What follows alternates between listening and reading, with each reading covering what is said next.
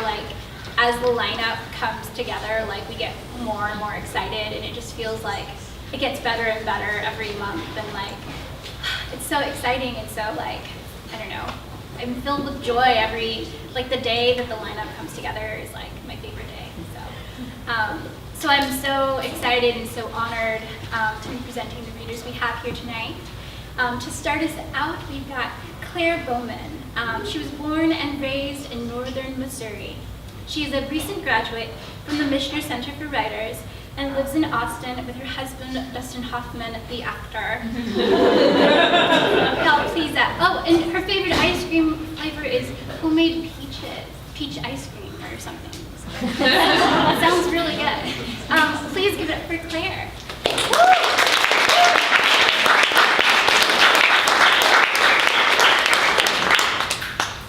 Thank you, ice cream ladies, for that wonderful introduction.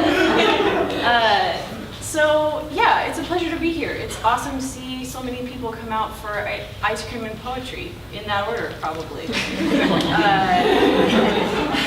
I've got a few weird poems for you guys. Mostly I'm here to go first and make my fellow ladies look good, so bear with me through this. Hi, David. Cool. Okay, so my first poem, it's not the newest of the bunch, but it's been around for a short time, called Just Cover Me in Tinsel and Usher Me Through.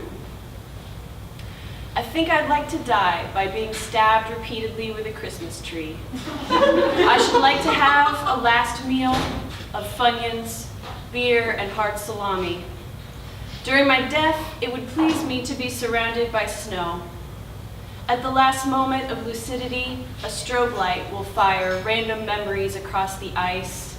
My father in his brown recliner, armrests worn through to the stuffing.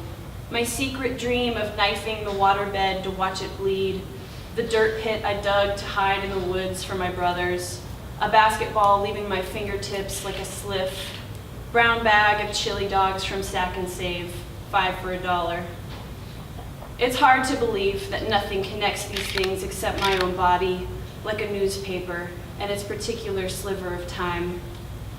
I feel the tingling in the cluttered closets of my father's house, the old things he keeps out of reverence for the past or fear of death, his small recognition that we exist in a hoop of cosmic pain that doesn't end but recycles us responsibly and dutifully, as if in the service of some divine calm. I see an ambulance outside my mother's house and know that I am not allowed downstairs because the rooms are wet with her misspent birthing blood. Every so often, someone reminds me that from the outside, I don't seem to feel very much. And yet I find I cannot even make a face, synthetic cords tangled and vibrating like a parasite inside my body, bewildered host. After all these years, I still don't know how to process basic sensory input. Is the problem chemical or cognitive? Am I an unblinking bulb? Now I wait for death like a good child. I call it by many names, trying them out for sound. Babette, blemish, teacup, vice. All this thunder and no one to share it with. Cerebellum, a warm grain silo, empty but for the mice.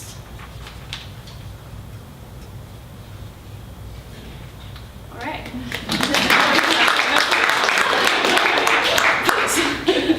Thank you guys. This one's really new. Started doing some meditation with some of my lady pals, and it's been really great. So wrote this little poem about the Zendo.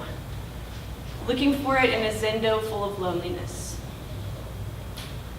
You may find your mind is a more frightening arena than you thought. It rides the surface like snake venom on top of water. I am afraid, reader. You are vibrating a little as you read this. You have to stay alive. And alive you are, though there are poisonous things also vibrating nearby that need you as a valuable food source or just a hell of a good bite. Once I started a religion around a bonfire by dancing with a snake. Then I showed everyone how connected to the universe and everything I was by letting snakes bite me all over and even dangle from my arms like fancy sleeves. Once there was a beluga whale gliding through a cave cut into turquoise crystal. Once crystals lived in complete dark, living off the CO2 expelled from the lungs of gentle marine mammals. For some reason, no matter how many letters I draw with my mind, they turn into lukewarm soup. For some reason, I am still afraid, though I am no longer thinking about snakes. Snakes and snacks share sinister similarities.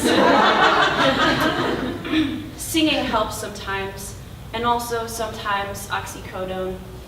I am sad. For some reason, you're the only person I can tell. All right.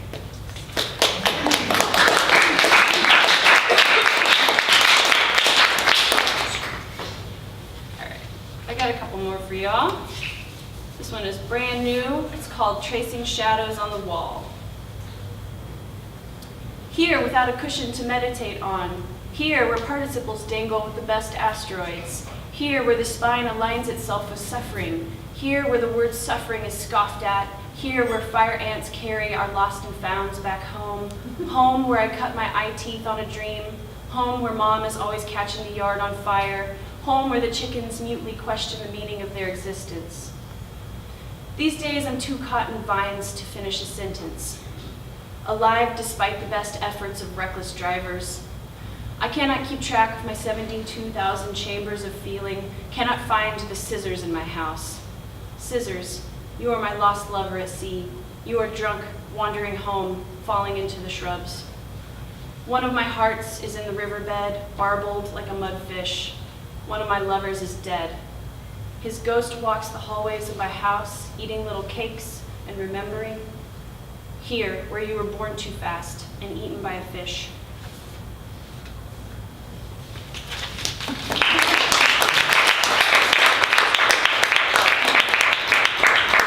I just like it when you clap because it makes me feel like the poem's really over. I just need to know that it's over. I'm not just reading another page of the same thing. Because honestly, this is just a bunch of nonsense.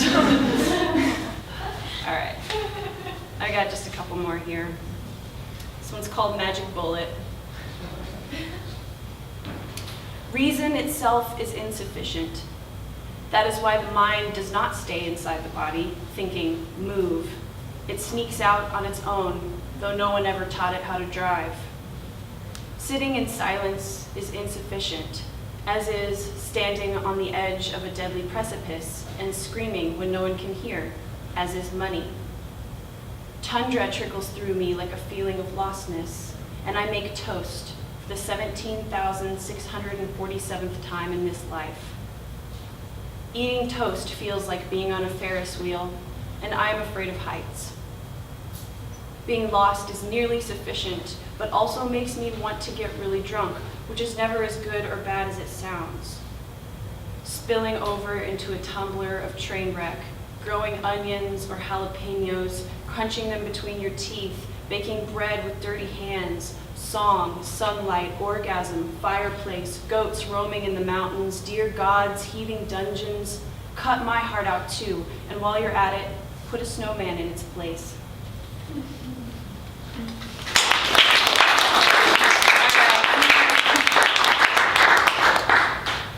just got one more for y'all. It's called Entrepreneurial Skills. My Legos have melted and I'm putting them into my mouth. Call this number for angelic contact. The source of the problem is knowing what the problem is. Someone told me, follow your bliss. Do you really think that's a good idea? Sorry, windows have nothing to do with it. Like every good self, I eat my neurons. There is a psychosomatic disease called coherence. No, I don't have it. No, I'm not sorry for your loss. This should not be taken internally. Suck a tiger's eye.